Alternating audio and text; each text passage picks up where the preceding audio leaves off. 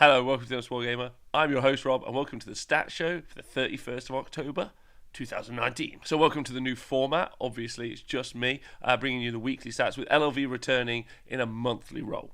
Currently, 48 events logged into the Honest Wargamer Age of Sigmar stats. These from all around the world, totaling 9,750 games. They're always taken from events that are 5 games, normally held over 2 days. From last week, we've had 3 more events added to the stats. In Poland, we had the Silesian Autumn GT with 45 people. In first place, Skaven took it out. In second place, it was Sinesh. And then in third place, it was Flesh Eater Courts. So nothing particularly new there, realistically. But it's nice to see that Poland is staying on meta with the rest of the world.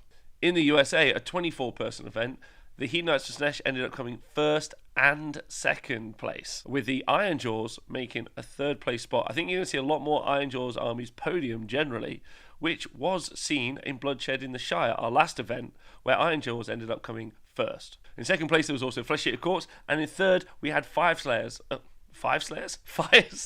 with all 3 armies go 5-0 in that much larger field. Now let's get into our faction deep dives. First up, from Chaos, I've decided to go for Beasts of Chaos this week, because they're a very interesting army which the stats are going to be confused by. They currently take up 2% of the meta, but their win percentage is only 38.9%. And let's ask why.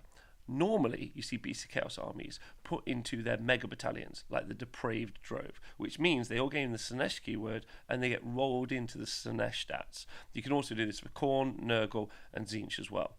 So the Beasts of Chaos with their pure allegiance are only set at 2%.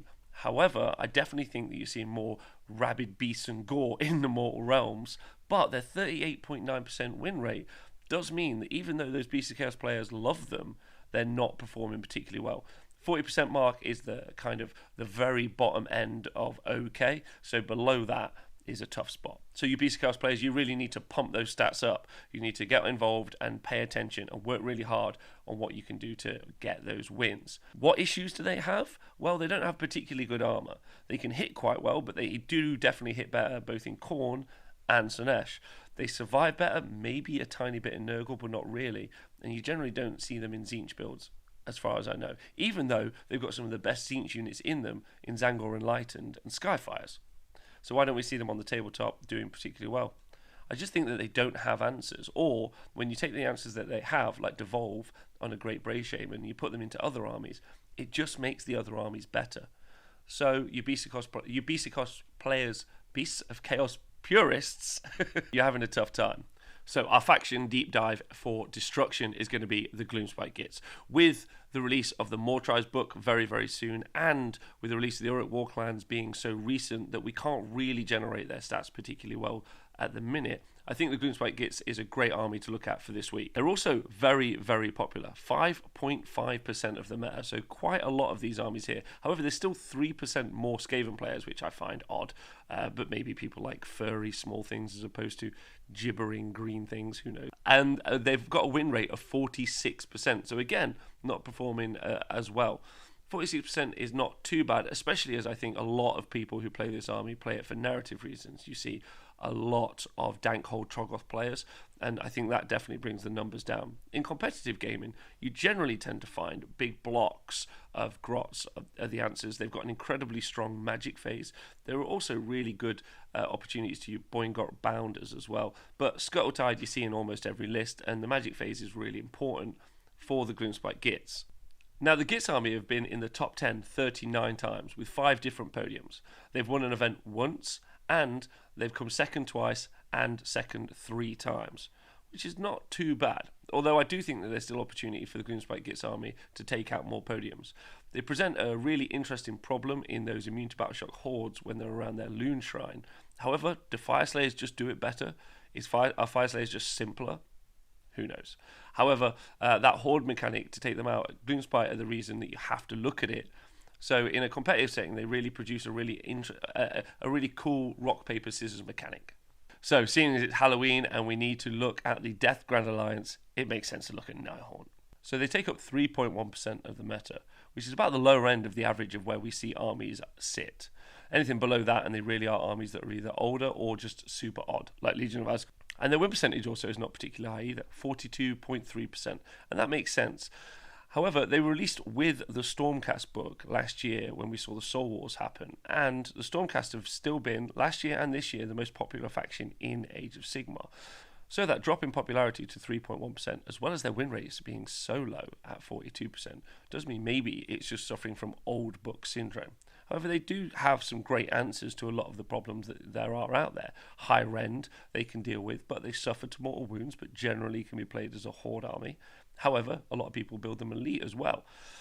It did just seem last year that they were overshadowed by the Legion of Nagash army and the utility of their pieces inside the army as well. So that would make sense as to why we see them as little as we do. However, they have come in the top 10 13 times, and they managed to podium 4 times, coming first once, coming second twice, and getting that third spot. Lastly, for our faction deep dive in the stats, we're going to be looking at Fire Slayers. So, a new book this year and a new introduction to the stats, and they 100% have been taking the world by storm. They represent 3.9% of the meta. However, they have a 53.2% win rate, one of the best performing armies currently in Age of Sigmar. Now, a lot of people say that they struggle at objective play, but the stats would disprove that realistically.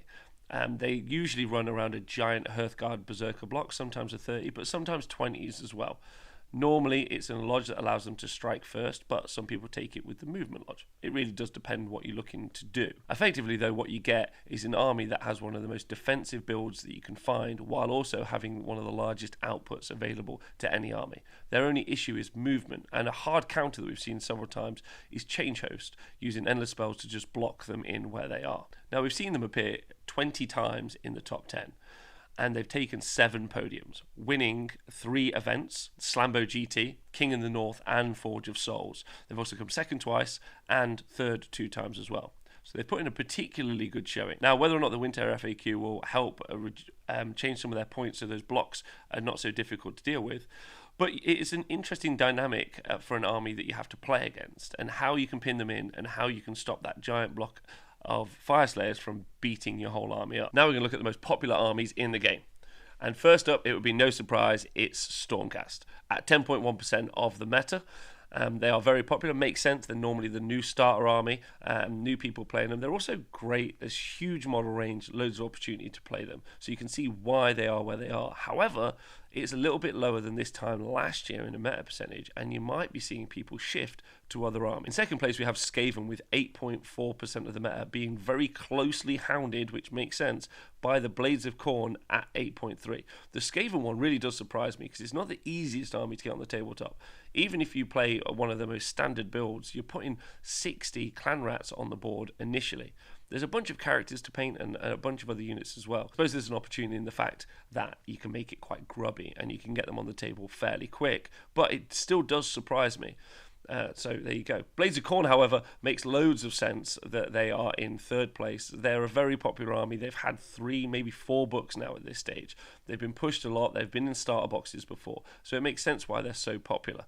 In third place, 2% lower, 6.4%, is the Hedonites of Slaanesh. Now, this is an incredibly beautiful model range, so I'd like it stated that I definitely think that's why a lot of hobbyists have picked it up.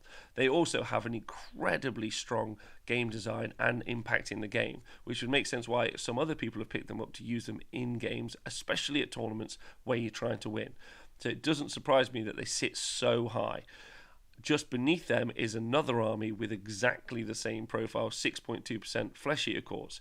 Huge impact in the game, incredibly good, very easy to get into the tabletop, both through price and the ability to paint them very quick and get them on there. So it makes sense why both of those armies are where they are. So the real takeaway from the meta percentage for me is how high Skaven are and why they're so popular. I would say that there's definitely some dynamic rules in there, and they've also got an incredibly wide book, as wide as it is strong. I wonder if we'll see for the very first time, we'll see Stormcast Eternals picked to the post and end up at a lower meta percentage than have ever been in Age of Sigmar before. Time to look at who the bad guys are, and let's look at those match win percentages. Obviously, don't need to tell you, top of the pile, Slaanesh with 67.6% match win percentage, doing really, really well. That's come down a little bit from where they were. Don't forget though, as you go into day 2, normally what happens at a 5-game tournament, the armies that are doing very well get matched up against each other.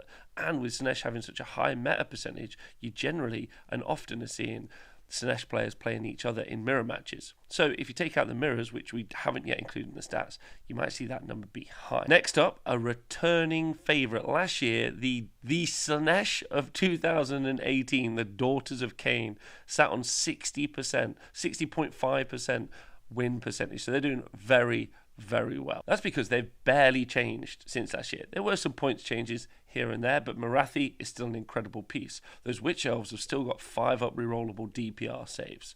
They just do the work, and they still do huge amounts of damage. And also, in the mirror versus Slaanesh, they give away almost no depravity points. So, one of the main powerhouses and the reason Slaanesh do so well, their summoning isn't useful. So, as they get towards the late game at the end of a tournament, they're doing pretty solid. Next up, the competitors from last year and still doing very well, Flesh Eater Courts at 58.2% as a win rate.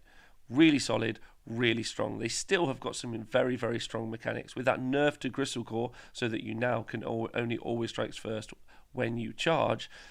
Isn't that big? They still have most of their core mechanics. I would say the largest issue that's happened since the General's Handbook for them is the reduction in how many command points they are able to use initially. They also suffer terribly in the matchup against Slaanesh, so they're not bad and they're doing very, very well.